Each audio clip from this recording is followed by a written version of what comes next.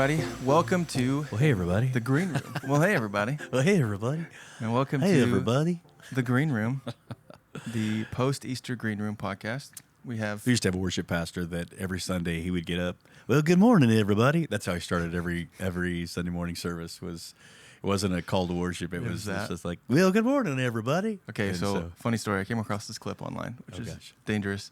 But it was a pastor who on his board, he was talking about assets, but there was no T in it.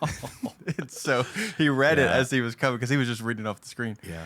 And so when the worship comes back up at the end, the worship guy goes, "Okay, let's get our assets up out of the seats." Oh, gosh. It's horrible. Thank God for editing. Thank God for It's on the internet. It's out there forever now, so that's no good. Speaking of internet, I have a funny little thing I came across randomly today. I probably shouldn't do this, but I was just scrolling along or whatever and looking at some church stuff, and I saw somebody, a Christian ministry, had stolen a picture of Pastor Ryan.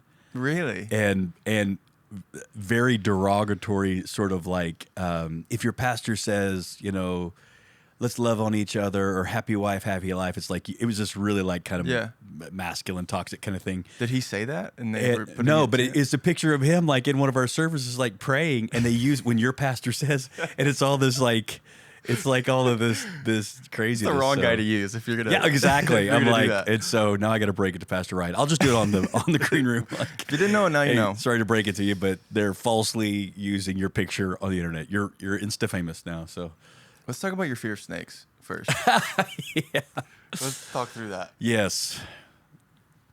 Really, like I said yesterday, I am one that is scared of heights. Right. Now I know I'm just scared of hitting the ground. You're scared of falling. Yeah, that's true.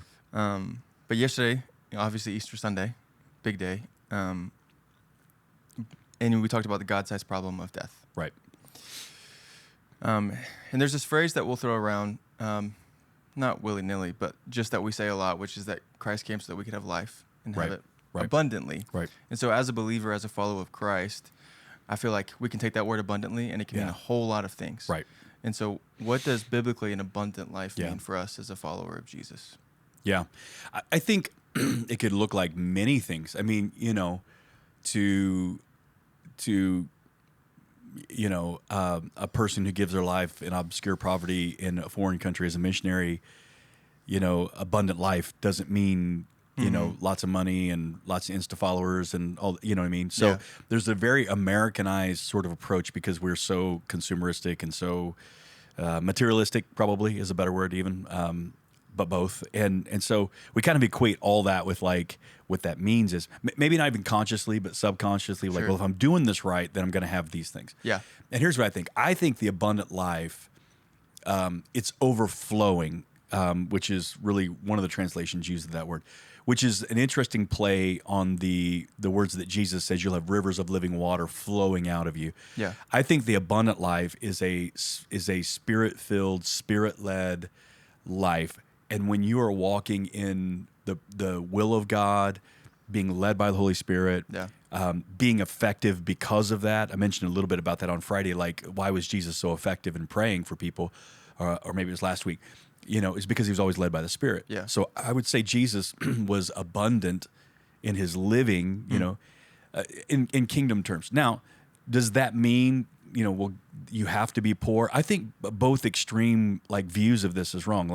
You have to be rich to be abundant, and you have to be poor to be godly. Yeah. Neither one of those are true. Right. Because there's ungodly poor people and there's godly wealthy people.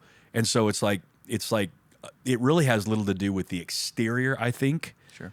Exteriors tend to be the fruit of the blessing of God. And but which would you rather have? Would you rather have the peace of God, health, wholeness, peace of mind, strength, family, you know what I mean? That's healthy and strong and God loving and serving Jesus, or would you rather have $1 million? I mean, there's some people well, that's only because you're misunderstanding what's really going to bring you peace. And so, I think if you compare it to what Jesus said in context, he compares himself to the thief who comes to kill, steal, and destroy. To kill, to obviously we understand that, to bring death.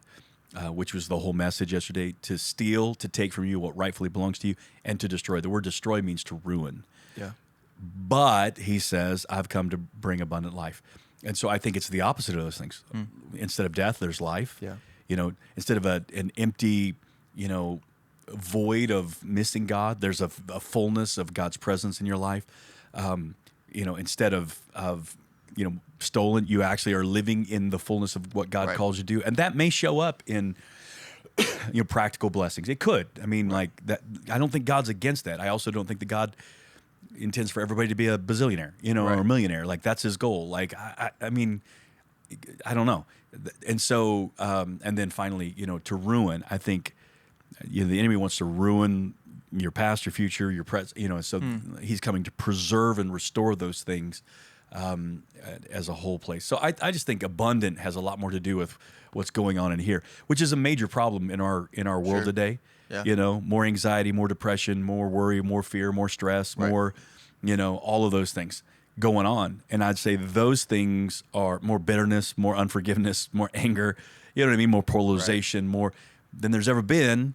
And then, so we desperately need that abundant life, especially in the church. Because I think if we live in this abundant life, peace-filled, joy-filled, it's what I said yesterday, knowing God, living free. It's what we do as a church, knowing God, living free, finding family, belonging, being seen, walking with, and then making a difference with your life. To me, that represents the abundant life. Yeah. And so if we have believers that live like that, I was reading today, and I'm going to do some more just devotionally, but I was reading in Romans and 12, there's always that, present your body as a living sacrifice to God, that sort of thing. But then I went on to, and just what caught my attention was the heading that says true Christianity. And it was just all this like, love good, abhor evil. So there is a calling for us to resist and abhor. It's a pretty strong word. I haven't studied into it yet. I will. But, it's this idea, like, but then it goes on to say, like, honor one another. Yeah. Show love, forgive those,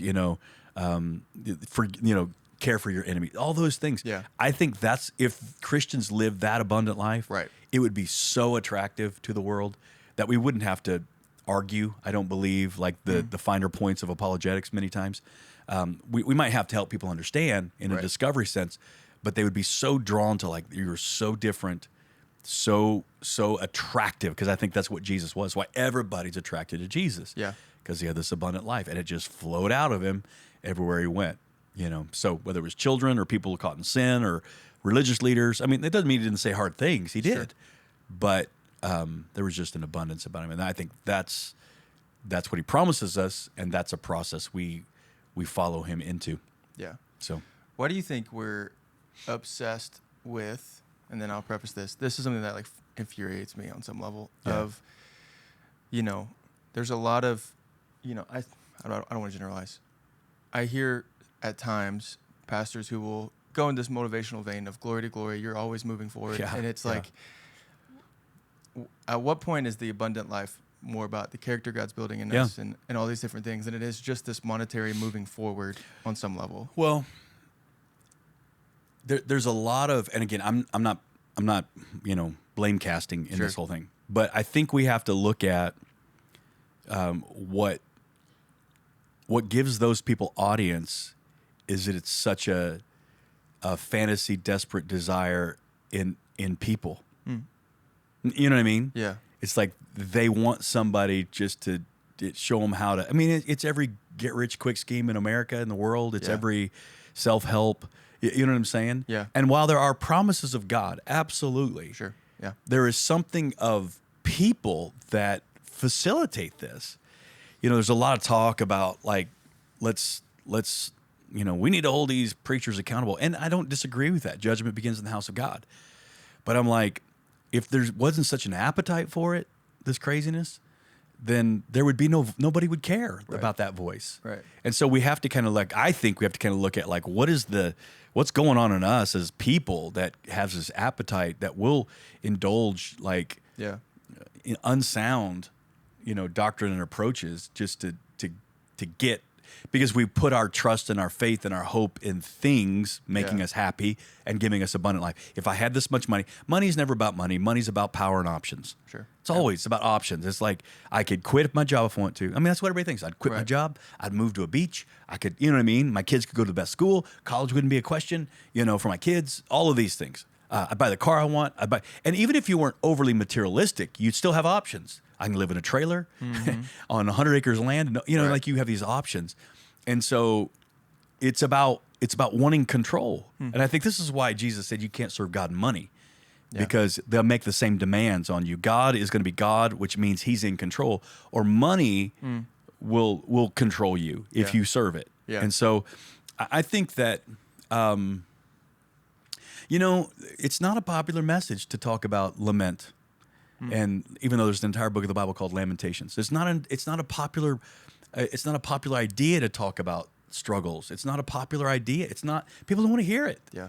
They go through it. And this, I think there is some who get disillusioned with probably church preachers because they're hearing a message but not living it. It's that difference between ideal me and real me. Yeah. And so I think it's not either or, it's both. Yeah. Because the Bible does say God's going to take you from glory to glory. But what does that look like? Yeah. Sometimes my glory, my good feelings, or God's glory. Yeah. And I could take you through church history, take you through the Bible, take you through just about any of those leaders' lives. There's always a place of brokenness. There's always a place of pain. There's always a place of struggle. That's what makes them effective. Yeah. I mean, that's what makes them real, human. Right. That's what makes them relatable. That's what gives. And perhaps some of them, they are so given to this message because they're on the other side of that and they want people to get there. So I can respect that. Yeah. But I think if they don't ever stop, I think about Paul. In all of this, I think Paul was fairly effective as a follower of Jesus. Right. I could just say that, okay? Yeah. But he also talked about I got a thorn in the flesh. Things I don't want to do, I do. I got this flesh in me, And he talks about struggles. Yeah. He talks about difficulties. Now, he doesn't talk about them overwhelming and winning him, and beating him. He talks about, but this one thing I do, I forget all that stuff. I keep moving towards the high calling. But he also acknowledges I've been beaten, I've been robbed, I've been shipwrecked, I've been, I've been stoned, I've been all these things. So he talks about persecution, talks about personal struggles, talks about all this, and still lives the abundant life. Content, you know what I mean? Yeah. He says contentment with godliness is great gain. He's like, where I am, I am. Yeah. And I'm fulfilled. I think that's the picture of the abundant life. If I have $10 in the bank and I'm walking in obedience, then man, I'm there. I'm good. If I have $10,000 in the bank and I'm walking in obedience, I'm good. And I think that's where Paul said, I had a lot. I had nothing. I had it all. And he didn't put his faith in it. It almost feels like our culture today sees contentedness as laziness. Sure. On some Could level. be. Yeah, I mean, there's a strong message of, get on your grind and make it happen, and get a side hustle, get another side hustle, and for what? You know what I mean? And I'm not opposed to... Get 10 jobs so you can get rid of your one job. Yeah, exactly. Well, again, that's control. Like, if I can get rid of the one job with the one boss that tells me where I have to be and have 10 side hustles, side gigs, if I could gig work, I could be where I can effectively, be retired almost, like do it how I want to do it, which is what retirement is. You're gonna pay a lot more taxes. You can't ever tell me where to be. Right. Yeah, I mean, like I'll be where I want. I can work where I want to. Yeah. And I would say this: it's struck. That's not a word. It is struck a chord. I'm making up words here. It struck a chord of restlessness in a generation. Fear of missing out. This restlessness. So being content and staying, which is a process of maturing, you know what I mean, is hard. Yeah. And some people have that kind of restlessness about them. It's part of their makeup, and they've always got to go, you know what I mean? And so we have to learn, like, no, that's my restlessness. That's not the Lord leading me. Yeah. That's my emotion, not the Lord. And I think that's got a lot of bombarding messages hitting you all the time with social media and all of this, and a lot of it's not true, a lot of it's not accurate, and a lot of it's not really that effective. Because what they can sell you looks great, but it doesn't mean it's actually working. Talk to me in 10 years. Right. You know what I mean? The long game. I love what Eugene Peterson said before he passed away years ago. There's a quote that says, it's a long obedience in the same direction. And I think if you have that mindset of like, I'm going to get up tomorrow and just be obedient again. Same direction, and that direction is following the Lord, being obedient, following the Spirit of God. Yeah. Then I'll look back over 10 years Right. and I'll see the fruit of that consistency versus jerking around every 2 years and running from every problem that hits me. You talk to people and it's like, well, last year you're doing this, and this year you're doing this, and now you're doing that. And it's and they don't even realize it, but they've formed a pattern yeah. That they don't even realize. And they always find a voice of God in it to tell them it's the right thing to do. But like, seriously, it's they look back over their life and I'm like, when do you stop the circus? When do you, how about now? You know what I mean? Mm-hmm. And that's hard because they have to humble themselves and go, I'm creating a bit of a roller coaster here and I need to stop. And I've blamed God for a lot of it. And he's been gracious to me and held me through the silliness. Yeah. But it's time to grow up. And I think there's this constant switch.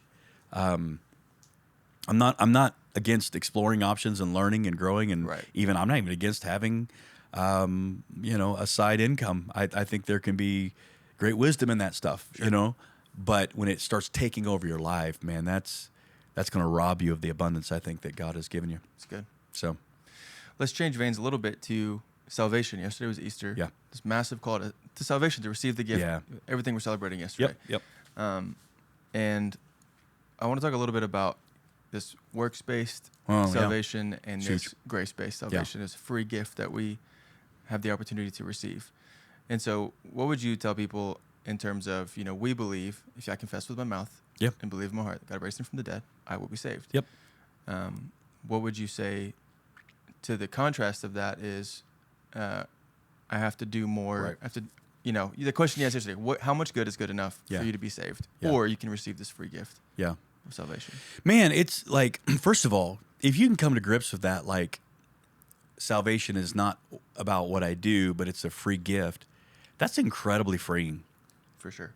You know what I mean? It's not like, I signed up for this deal and now I have 14 steps to, become effective at it. Here's what I would say.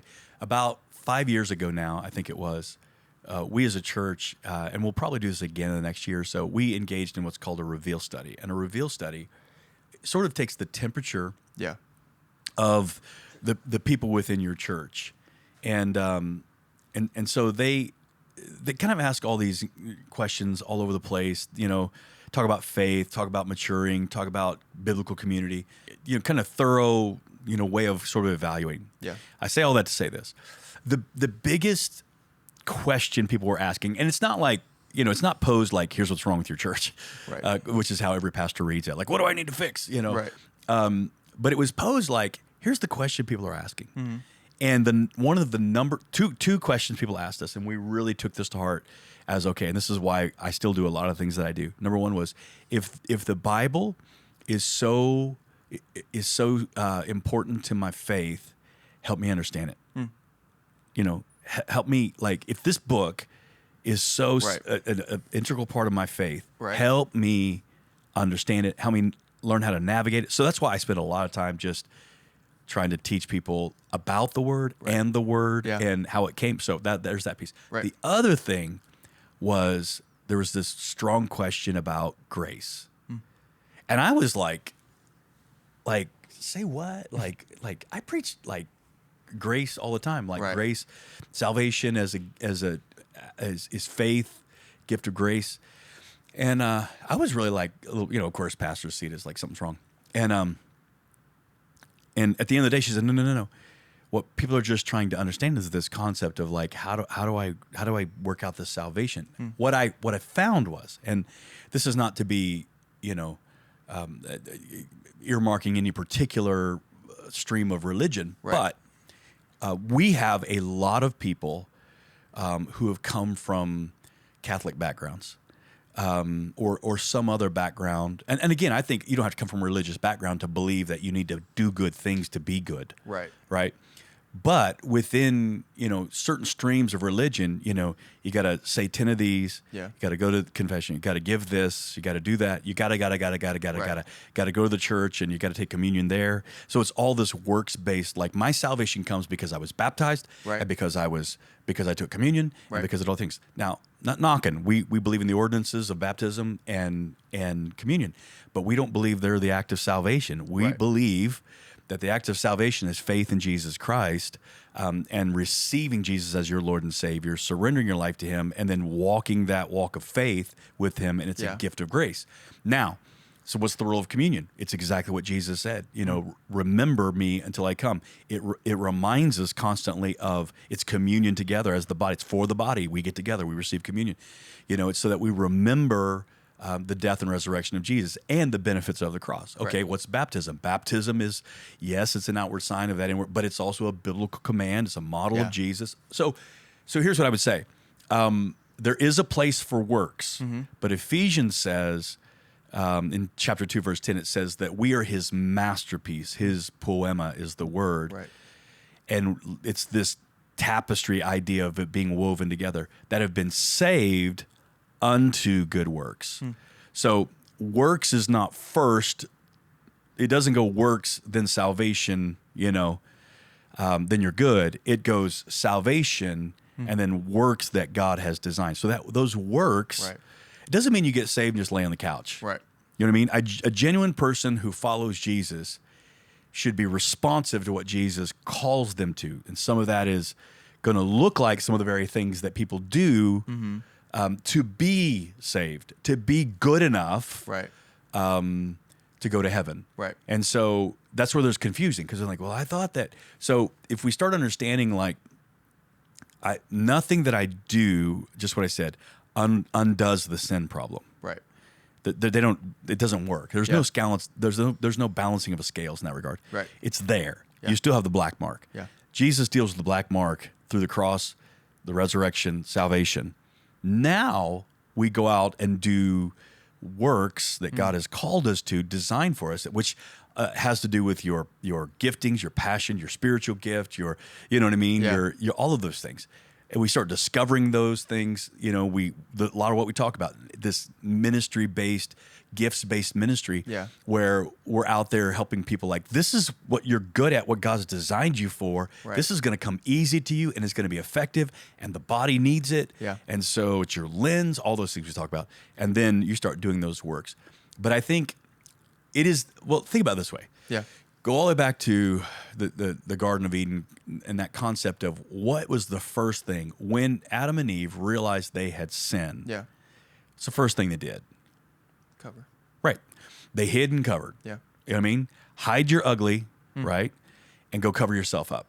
What did they cover themselves up with? Well, we've all seen the pictures, the depictions of the little fig leaves in the appropriate places. What they covered themselves with was the work of their hands. They created it to cover up their shame, right? And the first thing, after being, brought to light before the Lord, I mean, he knew the whole time, but for them, and of course there are consequences to sin, death, cast out, separation, many other consequences that we read about that come as a result of that. Death, sin, shame, entered into the world, sickness. But what did he do? He didn't say, okay, just keep covering yourselves up, cover your shame up. No. He sacrificed an animal. Watch this. This is such a great picture of the cross and the crucifixion. Yeah. The shedding of blood. Without the shedding of blood, there's no forgiveness of sin. So all the way back in the earliest narrative of Scripture, he sacrifices an animal and provides a covering for them, right? For their shame. It's this picture of Jesus who his blood was shed to cover us, right? Yeah. And our shame. So that's always been the tendency of man, has always been do good things to cover up your shame. Yeah. But it doesn't deal with your shame. Yeah. The plan of God has always been, let there be a shedding of blood for forgiveness, and I will cover you. Yeah. I will forgive you. I will exchange and transform you into righteousness that's in your account by Christ. So I think it's always human nature to go to do good things, be a good person. Yeah. And it's exhausting. Yeah. Because, like I said, how do you know when you're good enough? So we just assume there's some ambiguous, like, oh, they were a good person. Well, were they always a good person? Right. Because what I know a lot of is like, I've met a lot of people that in their old age, I'm like, their older age, they're like, oh, they're so sweet, so kind. And they're like, oh man, if you'd have known them, they were like, okay, so did all that just go away, or has it been dealt with? Or you just got older and sweeter and kinder. You know what I mean? So we can't judge it based off like, oh, they're a good person. Well, we don't see the heart. We don't see what's really going on. Only God does. So that's why salvation is through Jesus is so important.